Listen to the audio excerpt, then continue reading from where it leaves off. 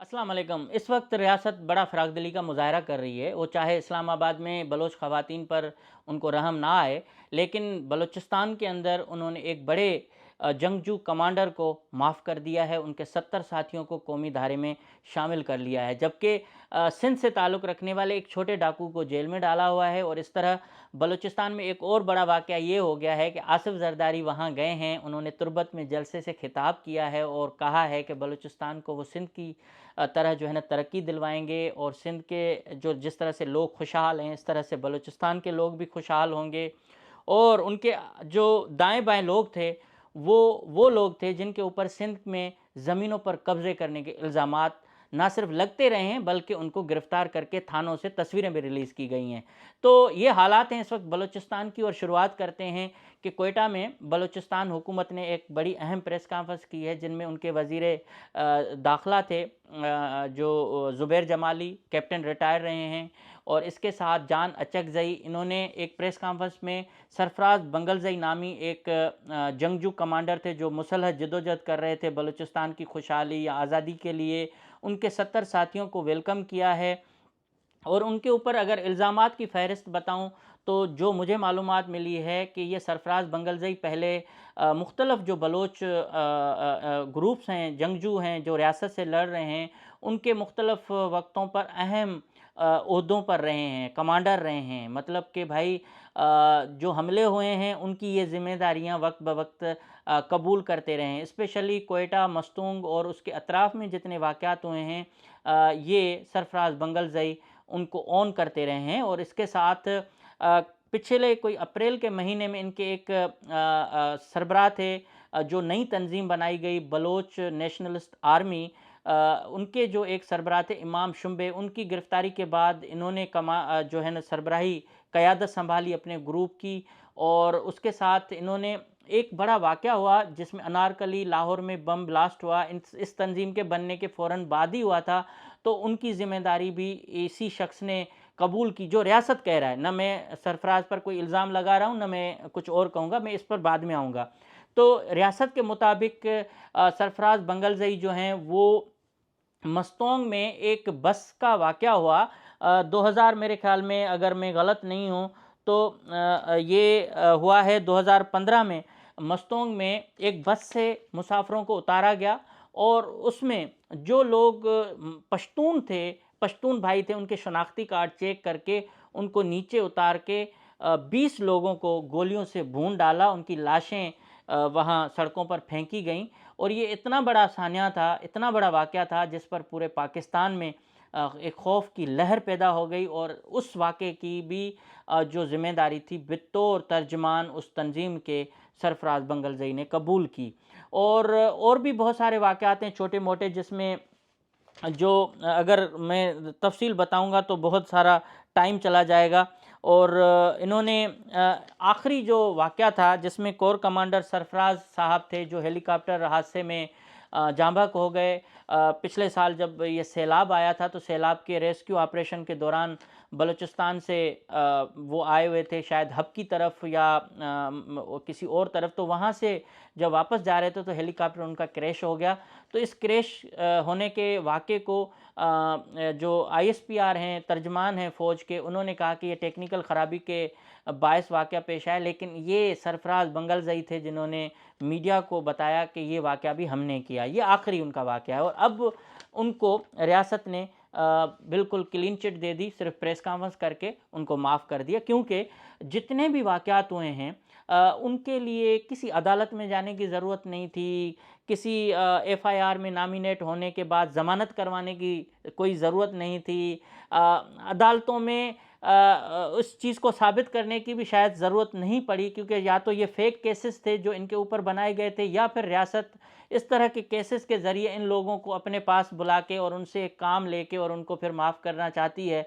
तो मुझे कुछ दाल में काला नज़र आ रहा है, क्योंकि जब नहती ख़वातीन बलूचिस्तान से निकल के इस्लामाबाद पहुँचती हैं, तो रियासत उनको माफ़ नहीं करती। और वहाँ अगर आप फुटेजेस देखें कि जिस तरह से बलोच ख़वातीन को मारा पीटा गया है, जिस तरह से उनके ऊपर तशद्दुद किया गया है, जिस तरह उनके सरों से दोपटे उतारे गए हैं, मेरे ख़्याल में इस तरह का वाक़या बलूचिस्तान के लिए या बलोच जो कबाइल हैं उनके लिए बायस तशवीश भी है और शर्मिंदगी भी उनको होती होगी कि वो अपने कैपिटल में नहीं जा सकते। और एक जो तबका है जो इस वक्त रियासत से लड़ रहा है, उनके उस जो मौक़िफ़ है उसको मजबूत कर रहा है कि एक तरफ आप नहती ख़वातीन को माफ़ नहीं कर रहे, दूसरी तरफ आप तहरीक इंसाफ के ख़वातीन को माफ़ नहीं कर रहे, तीसरी तरफ आप नवाज़ शरीफ और आसिफ जरदारी और किसी और को माफ़ नहीं कर रहे। लेकिन इतने संगीन जराइम में मुलविस एक दहशतगर्द, जिसको आप कह रहे हैं कि दहशतगर्द है, उनको आप बग़ैर हथकड़ी के, बग़ैर किसी और तकलीफ़ दिए हुए आप आराम से उठा के बलूचिस्तान के सरकारी दफ्तर में लेके आके प्रेस कॉन्फ्रेंस करवा के पाकिस्तान ज़िंदाबाद का नारा लगवा के और तमाम खून, तमाम वाक़यात माफ़ कर देते हैं। बहुत बड़ा एक मेरे ख़्याल में फ़राख़ दिली का एक काम हुआ है, जिस पर हमें सैल्यूट करना चाहिए इस रियासत को, जिनके पास फ़राख़ दिली के लिए बहुत बड़ी-बड़ी मिसालें हैं। भाई इतनी ज़ालिम भी रियासत नहीं है जितनी लोग समझ रहे हैं, रियासत के पास बहुत बड़ा दिल है।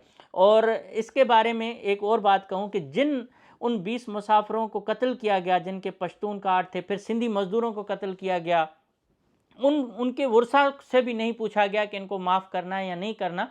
लेकिन अब जो है वो यही सरफराज बंगलज़ई जो कल पहाड़ों में लड़ रहे थे, वो आज ऐवानों में भी जा सकते हैं, इलेक्शन भी लड़ सकते हैं और हमारे पाकिस्तान के शायद वज़ीर आज़म भी बन सकते हैं। आपको पता है आजकल वज़ीर आज़म, गवर्नर मौजज़ों में हो रहे हैं लोग, तो ये वज़ीर आला भी बन सकते हैं। तो इस तरह का एक कारनामा हुआ है। एक तरफ नहते लोगों को माफ़ी नहीं है, दूसरे तरफ जंगजुओं को माफ़ी मिल रही है, तो रियासत इतनी ज़ालिम नहीं है।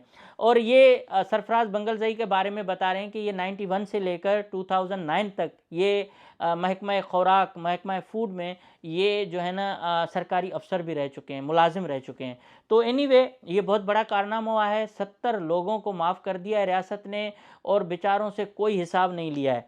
दूसरी तरफ बात करते हैं कि आसिफ जरदारी साहब ने तुर्बत में एक जलसा किया है अपनी शादी की सालगिरह के मौके पर। जो उन्होंने स्पीच की है वो बिल्कुल मेरे आँखों में आंसू आ गए थे। मैं अपने आंसुओं को रोकने की भरपूर कोशिश कर रहा था। तो उन्होंने कहा मैंने 14 साल जेल काटी है और बड़ी तकलीफ़ें देखी हैं, शायद ही कोई दुनिया में लीडर हो जिसने इतनी बड़ी जेलें काटी हों। बिल्कुल आसिफ जरदारी साहब बड़े अजीम लीडर हैं दुनिया के और इनके पास जितना ज़हन है, जितनी इनके पास सोच है पाकिस्तान के लिए, जितनी हमदर्दियाँ हैं, स्पेशली सिंध के बच्चे के लिए, जिस तरह से उन्होंने दिन रात मेहनत करके और फ़िक्रमंदी करके उनको उनके घर तक आटा पहुँचाया है, राशन पहुँचाया है, उनके हुकूक दिए हैं। तो अब बलूचिस्तान के लोग भी इंशाअल्लाह ये मज़ा चखेंगे, क्योंकि उन्होंने कहा है कि हम बलूचिस्तान में भी हुकूमत बना के जो बलूचिस्तान के लोगों के दुखों का मदावा है वो करेंगे। और रियासत पर भी उन्होंने बड़ी तनकीद की है कि जो इस्लामाबाद है वो बलोचों को अपना नहीं समझती, सिंधियों को नहीं समझती, पंजाबियों को नहीं समझती, पख्तूनों को नहीं समझती। इस तरह से उन्होंने बड़ी बात ये भी कही है कि हम बलूचिस्तान को पानी देंगे और बलूचिस्तान को पानी ऐसी जगह से देंगे जहाँ से बलूचिस्तान का कोई पानी रोक ही नहीं सकता। और सिंध के अंदर हमने 14,000 किलोमीटर कोई लंबी लाइनिंग करवाई है। तो आसिफ जरदारी साहब जब ये खिताब कर रहे थे, उनके लेफ़्ट साइड पर एक ऐसे शख्स भी मौजूद थे जिनके ऊपर सिंध के अंदर लैंड ग्रैबिंग के शदीद संगीन इल्ज़ामात हैं। उनको पीपल्स पार्टी ने खुद गिरफ़्तार करवाया, जेल में डाला, उनकी तस्वीरें रिलीज़ की। और जब वही शख्स मरियम नवाज़ के साथ खड़े हुए थे कोयटा के जलसे में, तब यही पीपल्स पार्टी की मीडिया सेल थी, उन्होंने वो तस्वीरें रिलीज़ करवाईं और मीडिया पर खबरें चलवाईं कि एक लैंड ग्रैबर नून लीग में शामिल है। लेकिन आज मीडिया भी खामोश है, पीपल्स पार्टी भी खामोश है, क्योंकि पीपल्स पार्टी के जो पेड वर्कर हैं उनको ये कहा गया है कि हम जिनको निकालें वो ख़राब हैं और जिनको वेलकम करें वो अच्छे हैं। तो उस शख्स के साथ खड़े होकर आसिफ जरदारी बलूचिस्तान के हुकूक की बात कर रहे थे और उस शख्स के नाम है अली हसन बरोई, जिनको गिरफ़्तार करने की तस्वीरें भी पीपल्स पार्टी ने खुद रिलीज़ करवाई थी और ये इस वक्त भी एक्टिव हैं सिंध के अंदर। और बाद में फिर इस्टेब्लिशमेंट ने उन पर हाथ रखा है, तो अब वो बलूचिस्तान के एक बड़े अजीम लीडर बनने जा रहे हैं। तो ये हालात हैं सिंध के अंदर। और बलूचिस्तान के रहनुमा, जब ये जलसा हो रहा था, आप उसकी वीडियो देखें, कोई एक शख्स ताली बजाने के लिए तैयार नहीं था। आसिफ जरदारी क्या स्पीच कर रहा था, किनको खिताब कर रहा था, कोई पता नहीं था कि सर और पैर कहाँ थे। एक तरफ आसिफ जरदारी के सामने बलूचिस्तान के आम लोग थे जिनको पानी, बिजली और गैस वगैरह की फ़िक्र पड़ी रहती है, रोज़गार की फ़िक्र पड़ी रहती है, उनको ये पता नहीं कि कल क्या होना है। उनके सामने वो इराक, लिबिया और पता नहीं दुनिया की मईशत की बातें कर रहे थे। ये सारी बातें सिर्फ़ इसलिए कि मेरा टीवी पर एक हेडलाइन चले, बाकी लोगों से इनका कोई ताल्लुक नहीं होता। लेकिन आसिफ़ ज़रदारी ने अजीब व गरीब बातें ये की कि हमने सिंध में जिस तरह की खुशहाली हमने ली है कि पहले काश्तकार जो है लकड़ियाँ बेचारे काट करके पेट गुज़र करते थे, अब वो पानी उनके पास आया है तो वो काश्तकारी कर रहे हैं। गन्ना जो शुगर केन है वो वहाँ लगा रहे हैं। तो ये सारी बातें मैं आपको सिर्फ़ चंद उसमें करूँगा कि जितने भी काश्तकार हैं और जितनी भी शुगर मिलें हैं, ये सारी आसिफ़ ज़रदारी साहब की हैं। और आसिफ़ ज़रदारी के शुगर मिल को जो भी काश्तकार गन्ना नहीं देगा, न उसकी ज़मीन रहेगी, न उसका गन्ना रहेगा, न वो बंदा खुद रहेगा। तो इस तरह से आसिफ़ ज़रदारी साहब ने जो सिंध के अंदर फ़िलहाई काम किए हैं, उनकी बड़ी लंबी फ़हरिस्त है। उस पर मैं अलग आऊँगा, लेकिन बलूचिस्तान के लोगों के लिए मैं फिर दुआ गो हूँ कि अब पीपल्स पार्टी आपके पास आ रही है। पहले ही बहुत सारे लोग आपके पास मौजूद हैं और अगर ये आए तो इंशाल्लाह आपको हमारे साथ ज़्यादा सिंध के लोगों के साथ आपकी हमदर्दी बढ़ेगी और आपको भी दिन में तारे नज़र आएंगे कि पीपल्स पार्टी जो मौजूदा पीपल्स पार्टी है जिसने बड़ी एक पाकिस्तान को सपोर्ट किया और स्पेशली सिंध को खुशहाल बनाया है, वो खुशहाली पूरे पाकिस्तान में फैलाना चाहती है। तो आप उसका ज़रूर फ़ायदा उठाइएगा और बलूचिस्तान के लोग याद रखेंगे। और अहम बात ये भी है कि ये जो जलसा हुआ है बलूचिस्तान में तुर्बत में, इसमें जो सिक्योरिटी प्रोवाइड की है वो सिंध की एक पुलिस है जिसको एसएसयू कहते हैं। ये स्पेशल सिक्योरिटी यूनिट है जिसके सरबराह हैं मकसूद मेमन। ये एसएसपी से लेकर यहाँ तक आए और ये स्पेशली इस पर इल्ज़ाम आते हैं कि ये एक ज़रदारी फ़ोर्स है। जब प्रेसिडेंट आसिफ अली ज़रदारी वहाँ थे तो इन्होंने एक अलग यूनिट बनवाया जिसका मकसद सिर्फ़ और सिर्फ अपने बिलावल हाउस को, बिलावल की इस ज़रदारी फैमिली को प्रोटेक्शन देना, उनके जलसों को प्रोटेक्ट करना, उनके लिए इन्होंने मकसूद मेमन को चुना और मकसूद मेमन इनके राइट हैंड हैं। ये वो शख्स हैं जिनको वज़ीर आज़म पाकिस्तान इमरान खान भी नहीं हटा सके। इनको कहा गया कि आपकी खिदमात सिंध से वापस ली जा रही हैं और वफाक में भेजी जा रही हैं। ये वाहिद जवान का बच्चा था जिसने उस नोटिफिकेशन को फेंक डाला और कहा कि मुझे कोई नहीं हटा सकता। और आज भी सिंध में आईजी से अगर कोई पावरफुल शख्स है तो वो मकसूद मेमन है। ज़ाती तौर पर बहुत अच्छे होंगे लेकिन उनकी पावर की मैं बात कर रहा हूँ कि वो इतने पावरफुल हैं कि पाकिस्तान का न कोई वज़ीर आज़म उनको हटा सकता है, न वज़ीर दाखिला हटा सकता है और न ही आईजी सिंध उनको हटा सकता है। और जब जनरल बाजवा आईजी ऑफिस गए थे तो उस वक्त आईजी जो मुश्ताक महर थे उनके गले में भी एक पट्टा डाला गया, मतलब एक कार्ड डाला गया सिक्योरिटी क्लियरेंस का। और अगर वो सिक्योरिटी क्लियरेंस का जो कार्ड किसी के गले में नहीं था तो वो सिर्फ़ और सिर्फ मकसूद मेमन साहब थे। तो इतने पावरफुल शख्स हैं। उन्होंने एक बड़ी खूबसूरत ख़वातीन का एक दस्ता बनाया है, माशाल्लाह बहुत कॉम्पिटेंट उसमें लड़कियां हैं और लड़के भी हैं पढ़े लिखे। ये स्पेशल ट्रेनिंग लेके ज़रदारी हाउस को और ज़रदारी के जलसे को, बिलावल हाउस के जलसे को इनको प्रोटेक्ट करते हैं। और इनकी अरबों रुपए की बजट है जिसका कोई भी अफसर, कोई भी इदारा ऑडिट न करवा सकता है, न कर सकता है, न किसी में जुर्रत है कि वो मकसूद मेमन से ये पूछ सके कि एसएसयू किस काम के लिए बनाई गई थी, क्या काम कर रही है और इसका मैंडेट क्या है। जब सिंध पुलिस में एक रिज़र्व फोर्स होती है तो उसके बाद एसएसयू बनाने का मकसद क्या था। अरबों रुपए ये एक शख्स जो है वो यूज़ करता है और इसके साथ इसका पूरा डिपार्टमेंट अलग है।